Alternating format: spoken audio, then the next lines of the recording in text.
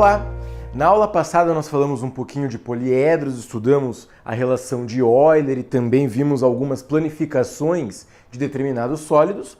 E a partir da aula de hoje, a partir desta aula, a gente vai começar a trabalhar cada um daqueles sólidos, cada um daqueles exemplos que eu trabalhei com você nas planificações. Hoje a aula é sobre prismas, a gente vai falar de grande parte dos prismas, inclusive daqueles dois mais importantes, que são o cubo e o paralelepípedo, são os dois prismas que mais aparecem nos seus concursos.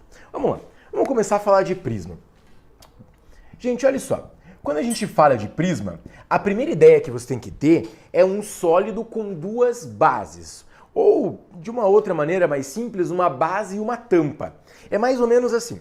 É como se você tivesse um plano, eu vou desenhar um plano aqui, e vou desenhar um outro plano paralelo. Dessa maneira. E nesses dois planos, um plano paralelo ao outro, eu vou desenhar um polígono. Um polígono qualquer, de modo que o polígono do plano de cima seja o mesmo polígono do plano de baixo. Alguma coisa assim. Olha só, posso fazer um triângulo dessa maneira. Vamos fazer o mesmo triângulo aqui embaixo, mais ou menos, né? Não vai ficar muito bonito.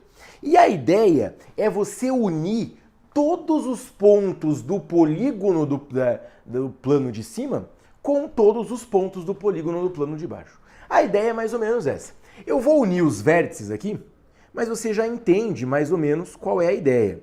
Olha só, a ideia é mais ou menos essa.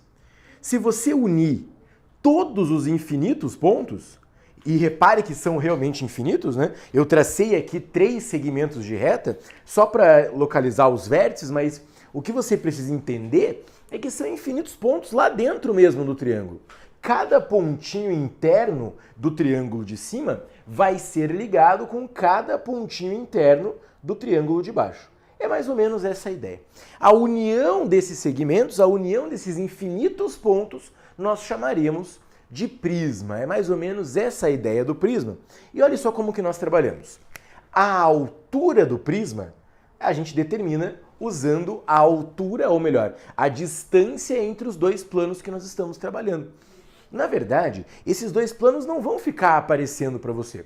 O que você tem que entender é que o prisma é sempre formado por duas figuras, chamadas bases, por dois polígonos, né, chamados de base, que são sempre congruentes, tem sempre a mesma medida, o mesmo ângulo, é a mesma figura tanto para a base quanto para a tampa. Outra coisa que eu quero que você